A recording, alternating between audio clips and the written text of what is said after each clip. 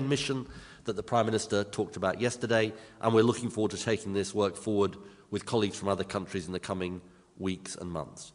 Doubling down on multilateralism makes all our countries stronger, and I look forward to continuing to work closely with our partners to keep our citizens safe, secure, and with energy security for generations to come. Thank you very much, and now I'm going to hand over to Fatih, who will take some questions, and I'll take some questions as well. Perfect. Thank you very much, Ed. So, some colleagues have already registered questions or to take the floor. I think I'll start with El País, please. El País. We'll come to domestic British questions in a sec. We're just going to take some international questions just to reassure the British journalists. Hello, good afternoon. Mr. Birol, from a layman perspective, we've been hearing for these 2 days from you the urgency for the need to consider critical minerals and supply chains as a crucial factor now in any energy security strategy. But does this mean a swift of perspective, or is this more than a threat now than what usually was the shortage of oil and gas as we've seen in the last months? Thank you. Yes. I think, as Mr. Secretary said, the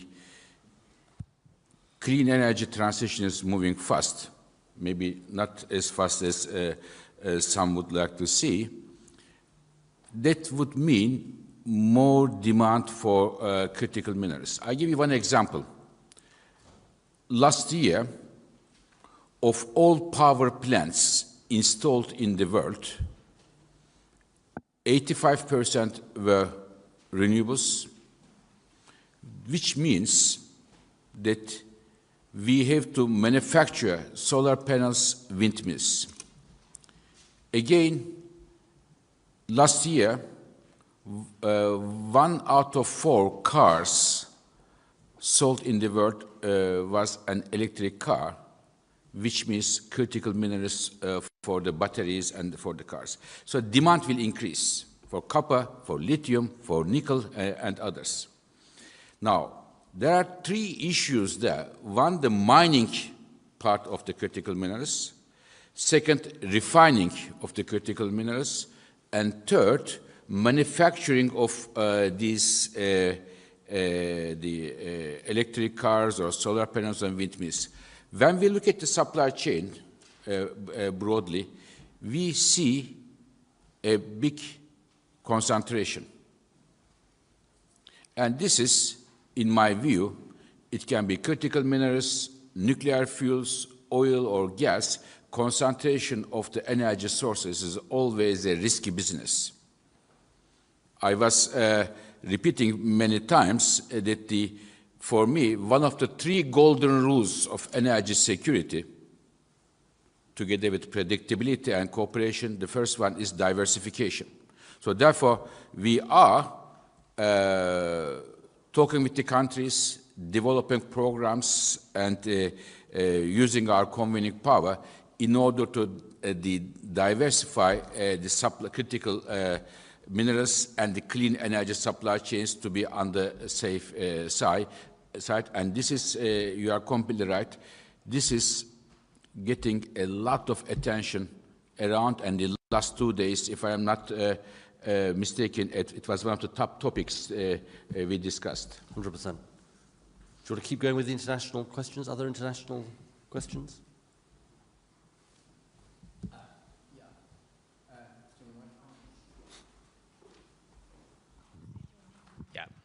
Thomas Harding from the National.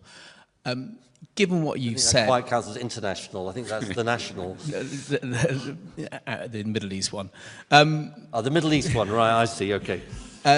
Given your... This might be a question for both of you. Given your focus on the critical minerals risks that you highlighted yesterday and today, in a sort of increasingly fragmented world and a world that is getting more difficult for everyone, do you both think it is realistic that we can get to net zero by 2030 now? So to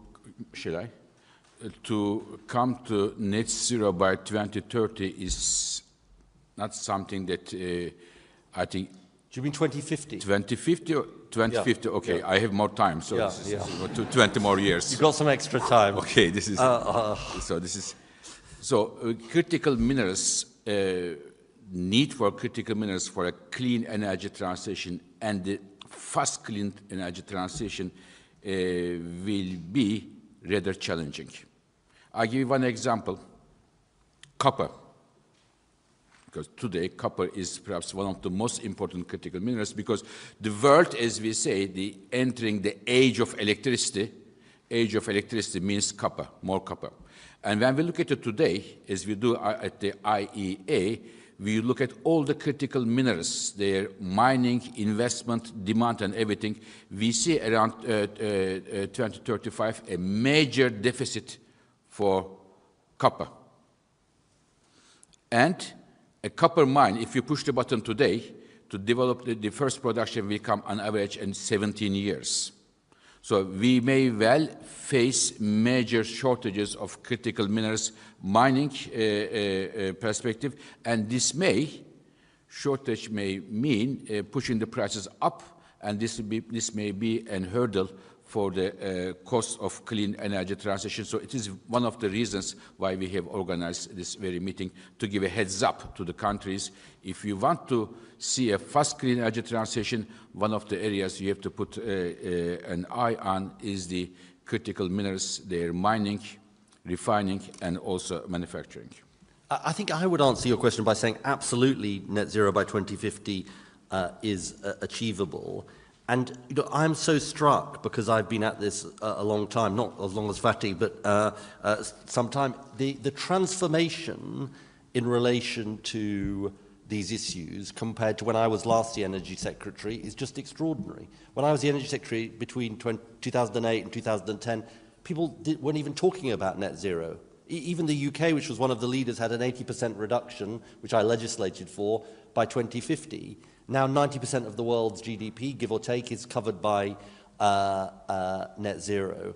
So there's been a transformation, and there is also not just a transformation in the targets, but, and this is the point I was trying to make, a transformation in the rationale, the reason for this. It's not just a climate reason, it's now an energy security reason. Time and again, participants said, we think that clean energy and energy security, and from every continent, clean energy and energy security are now linked. This is our route to energy security. Of course, there's a continuing role for oil and gas, but clean energy is now our route to energy security. So I come away from this actually with a great deal of confidence that this transition is unstoppable and that we can achieve net zero.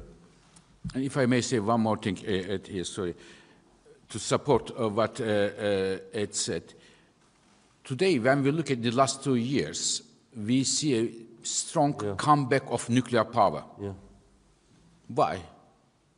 Because it is mainly seen that nuclear power, in general, homegrown electricity is a good friend of energy security. And this happened in the last 2 years. What happened? It is the Russia's invasion of Ukraine. Many Europeans understood it is a serious story, and they have to increase their domestic electricity generation together with, of course, renewables. And the acceleration of renewables is also driven by the energy security concerns. And if I have to make the ranking, the growth of the clean energy, renewables and nuclear power is driven by energy security, for renewables economics, and maybe I would put the climate as the third What driver. is your fact about the, is it 87%? 85% of all the new capacity additions come from renewables, 5% from nuclear, and 10% everybody else put together. I mean, that's 90%, so that's last year, 90% of the new generation was renewables or nuclear. That tells a huge story in itself. Let's take more questions. We'll start with the international. Sorry? One more international, okay. The lady here, yeah. Hi, thank you. You gathered quite many people from different countries for discussing energy security risk, basically. And I want to ask, what is the significance of this summit on IEA side, and what next steps does the IEA plan actually to strengthen communication among countries? And also this morning there was a ministerial plenary, and could you please provide some insight on the main concerns the ministers raise in relation to energy security? Thanks again.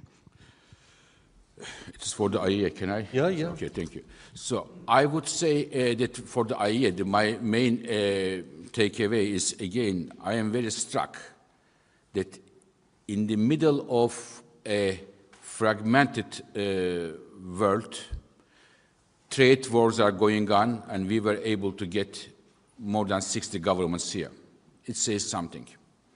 And I was also very happy that all the governments, IEA members, accession countries, partners, all recognize the central role of the International Energy Agency in global energy issues, including the energy security. So we, at the IEA, we are known by the, we are formed by the, as a oil security watchdog. We continue that because oil and gas will remain years to come as an important part of our energy mix. Whatever scenario we go, we will see oil and gas at different levels of contributing to energy mix. So therefore, we will continue to look at oil, natural gas security issues, but we are, as was endorsed by many countries, we will be putting more and more attention and effort on the emerging energy security risks, such as the critical minerals and the supply chains. The governments in the closed session, the ministerial session, they all, I can tell you, all underline the importance of international cooperation. Yeah. All of them. And it was very good for me to hear. They have, of course, different perspectives, national priorities, but this is one of the, in my view, at one of the main outcomes from this very meeting, that they were all happy to come here, enthusiastic in the discussions, and made meaningful remarks and contribution for the energy security of today and also of tomorrow.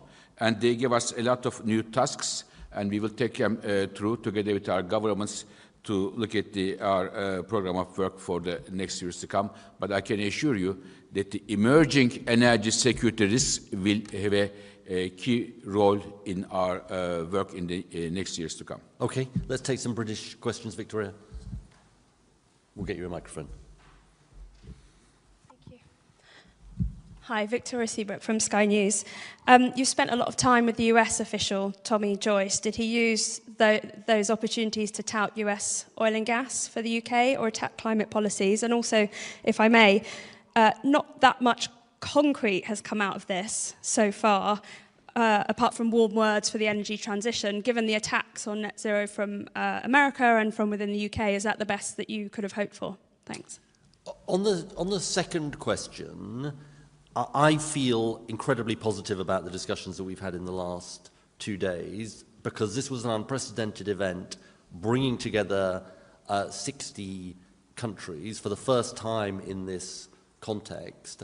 And what it was about doing was building dialogue and cooperating and coming together to work on shared solutions. And my sense about this is, whether it's on supply chains and the discussions we had this morning on the Global Clean Power Alliance, or on energy generation and how countries can work together on clean energy generation, or on critical minerals, or on lessons about power grids, there's a huge amount of cooperation going on, and there's massive value in this.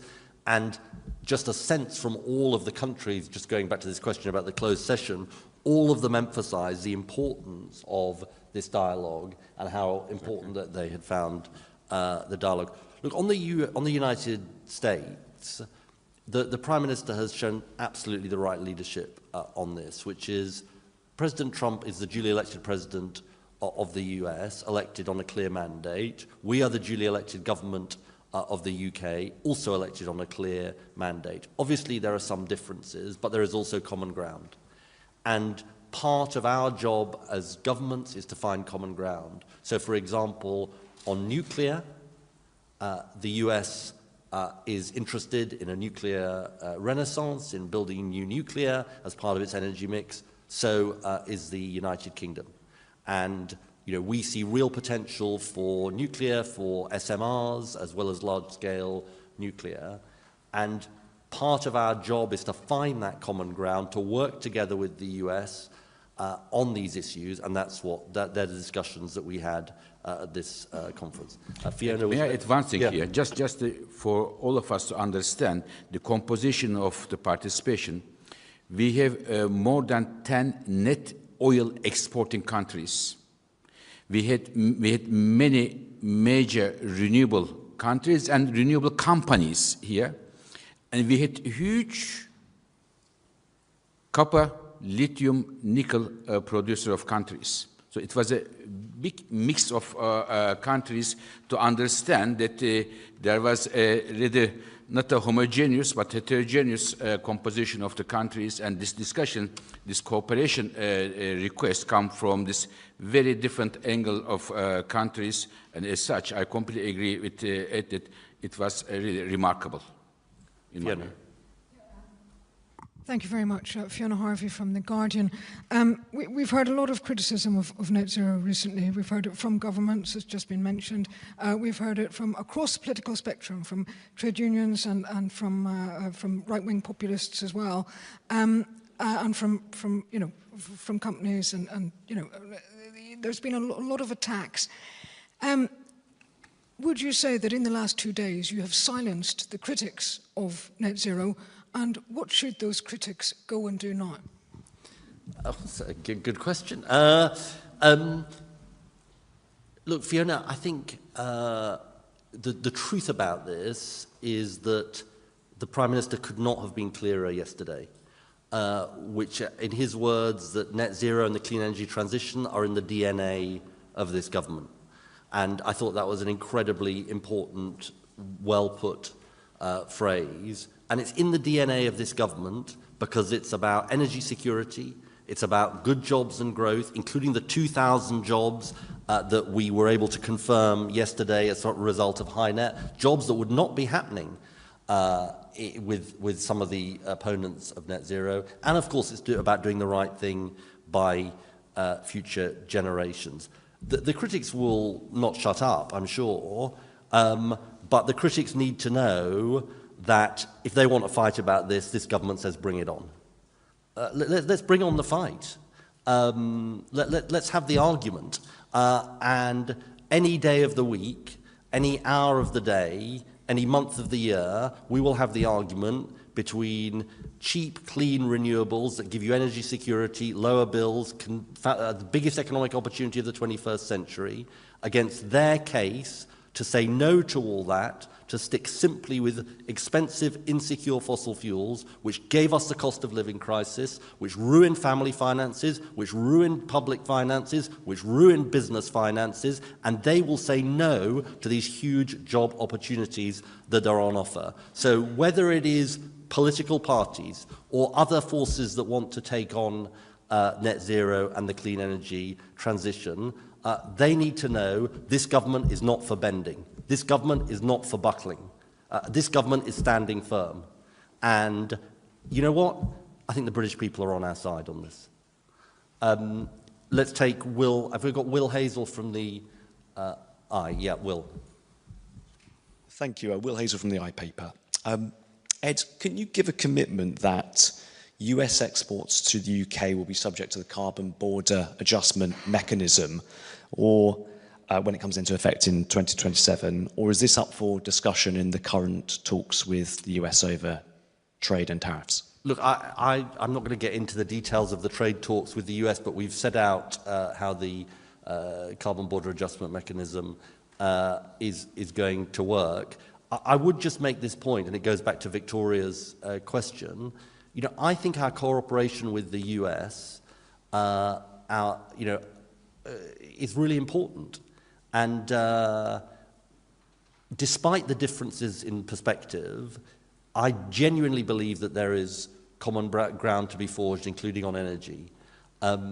If you take this issue of nuclear, they come at it from a different perspective, but for the same outcome, because they think nuclear is an essential part of the energy mix. If you take the issue of geothermal, for example, a potential source of power, it's also an area where they have an interest in these issues. And I think the fundamental thing here goes to what the British people would expect of us. I think the British people expect of us that we stick to the mandate on which they elected us, which we are absolutely going to do, as I said to Fiona in my question. And they also expect us to reach out and seek to find common ground. And that is what we're going to do. I think we're going to leave it there, ladies and gentlemen. Thank you so much for your attendance today. It's much appreciated.